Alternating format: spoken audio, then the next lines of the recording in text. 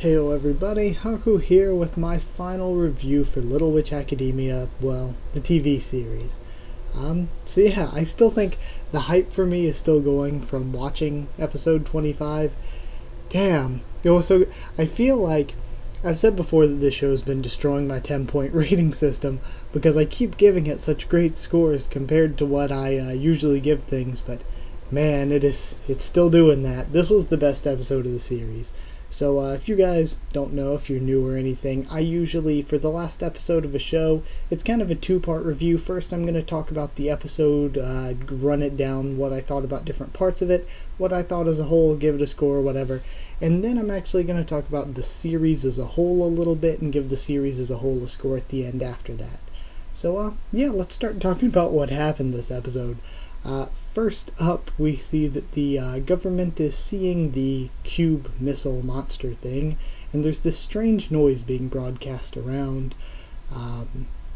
Croy says that whatever the missile or whatever was taken over by the cube creatures, and their purpose is to spread hatred and all that, and they can't be stopped, and woe is me, Croy very negative today.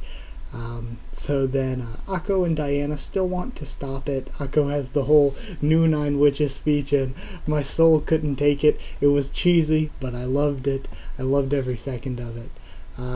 They then fused their brooms together. I liked how it was like Croy and Constance like sort of put their brooms together, since they're the sciencey techie people, and that sounds so dumb. And then Akko sort of melded them with she fused the staff into it, the Colombe Soleil or Shiny Rod or whichever you want to call it. Then they are given enchanted robes by Croy and Chariot, and the 7 girls, or the 7 stars, I like how they show each one. The star on the wand lights up. I just thought that was really good. Again, cheesy, but I absolutely loved it. Akko is finally flying, technically, even though she's being carried by the others. I was like, oh my gosh, she's finally technically flying. Then I like Croy and Chariot, the little talk they had when they were left behind and everything. Then I thought it was funny. I wasn't expecting it when they all 7 went out there for Jasminka to just bam, burst of energy and then fall off as if she was the first stage, and then Constance did the same, and then Amanda, of course. We see back at the government HQ that Andrew's father at first wants to tell the truth, but his advisors are against it, but Andrew is still for it, because Andrew's a good guy. Then back to the witches, we see Susie and Lotte do a boost as well. The creature starts dodging the government's interceptor missiles, and the citizens begin to, or they already kind of were watching. They were getting the missile sent streaming to them on all their phones and technology, but then they started streaming, and again, nobody knows who was sending this, I guess, but I don't think they ever answered that. I guess Croy, maybe? Because Croy said that she was streaming something later. But yeah, somebody brought up who's doing this, and they never really answered that, now that I think about it. Either way, it doesn't really matter. So the citizens are watching as Akko and Diana try to stop it. They all start cheering them on. I love how the energy starts going to them, and it ties in with the whole Dream Fuel Spirit thing that Croy had going on, and it's like a real, no technology Dream Fuel Spirit. So Croy starts streaming it all worldwide. We get to see that, but who was recording it at first, I'm not exactly sure. I thought it was great too how during this we see all of the side characters, and they're all looking on and watching and everything. So then the Prime Minister shows up. Andrew and the Prime Minister believe in the witches and what they're doing and all of that. Akko starts, this was great. When the fight scene sort of started, Akko's turning all the monsters into harmless stuff when she's dodging and everything, and the animation's completely amazing. She turns into the mouse Akko and Akko Fent again, which was great. I loved seeing that. And then the whole fight and I was so hyped when Akko shows up with the broom from way back at the broom race episode, and again, multiple things just all tying in together. I was freaking out. I loved it. My heart couldn't take it. And then all of the energy from the people forming into Yggdrasil. I could not take it. My hype was through the roof.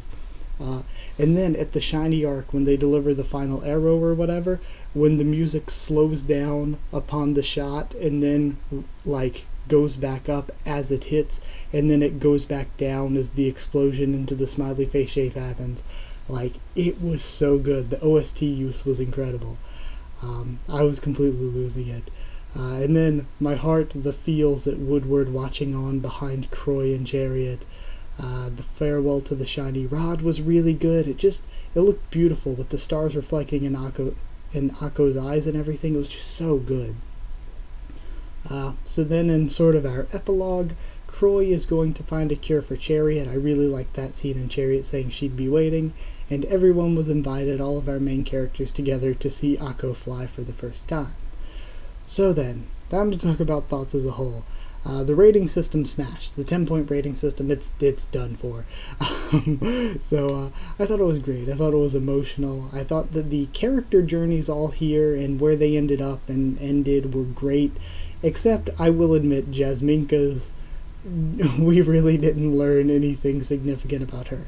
Like, Constance and Amanda having their own specific episodes really helped them a lot, and Amanda had a bit of character development throughout the series, but Jasminka had very, very little. I thought the feels were incredible, the fight was amazing, look how well animated it was.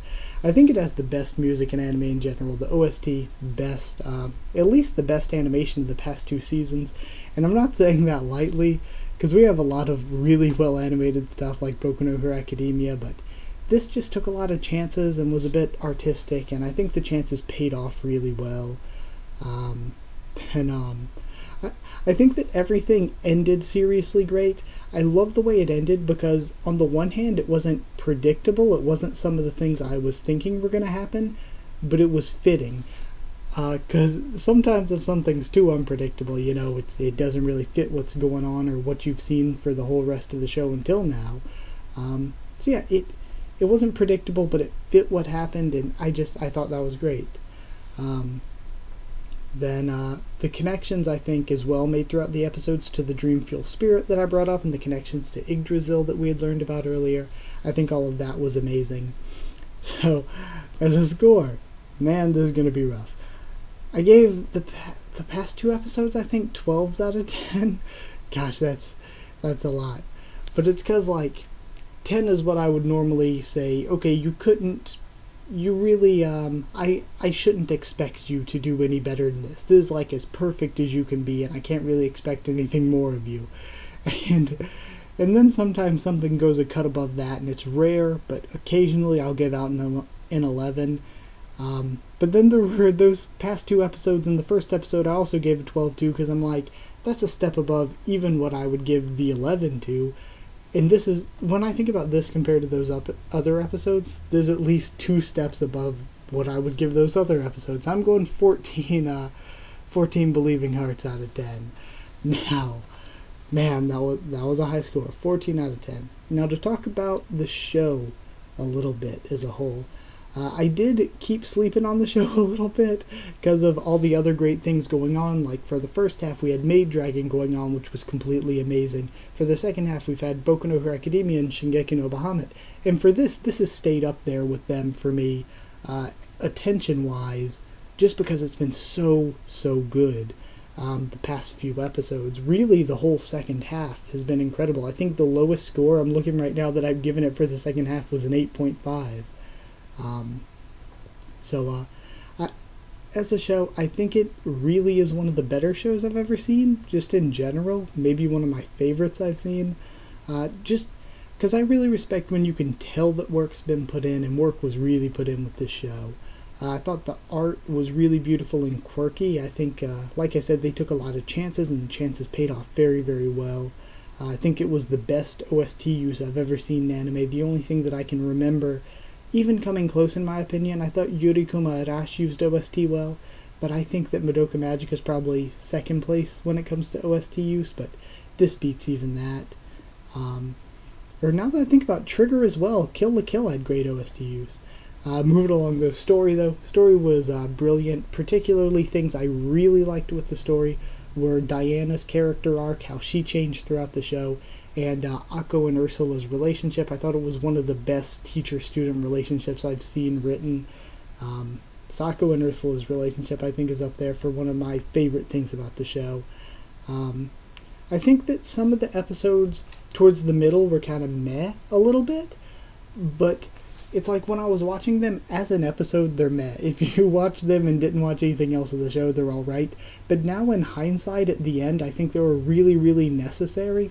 Like some of the stuff that was just like a random adventure with Susie or Lotte or Andrew as well. I think that they were really important in hindsight, because now you look back at them and they were like really important for setting those characters up, and really important for setting the characters up and developing them. So now in hindsight, I think they were actually quite good.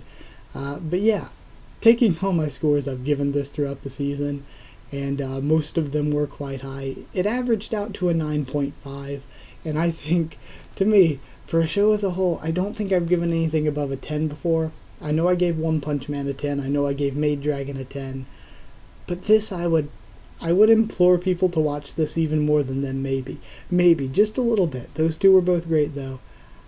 I'm gonna go 10.5. I'm gonna give it, because it breaks the 10-point system. I'm going 10.5 for the show as a whole. Like I said, some meh episodes, but in hindsight, they're really worth it. It was a really good show. So yeah, that's it. That's a full page of notes made into this video. So I hope you enjoyed it. Like if you did like the video, comment down there too. Tell me what you thought of this show, and what you thought of this episode, what you thought of my thoughts on it and all that. Subscribe for more anime, manga, and light novels, and a ton of other things. Games occasionally. Don't do those as much anymore, I guess. But yeah, if there's anything else from Trigger that looks interesting, I know they're supposed to be making some announcements in July. So yeah, if there's maybe an OVA as possible, actually, now that I think about it. Because when you think, normally when something ends, you're like, oh, I want a season 2. For this, I don't really think it needs a season 2. I think it's done well enough on its own. But maybe with those announcements, I'm thinking an OVA is possible. Not a season 2. I think we've pretty much covered the story, the plot, as well as it'll be done, and it was great. It doesn't need any more. But I could see some OSTs to just give us some little side stories and fun. I could see that. So yeah, subscribe for a lot more on the channel. Follow on Twitter if you want. We'll try to keep you updated there. Talk to you there if you want. Keep you updated there and stuff for the channel. And also we have a Discord. If you want a link to that, just comment down there and I can give you a link to that. That is it. So thank you once again for watching, and we'll see you all next time.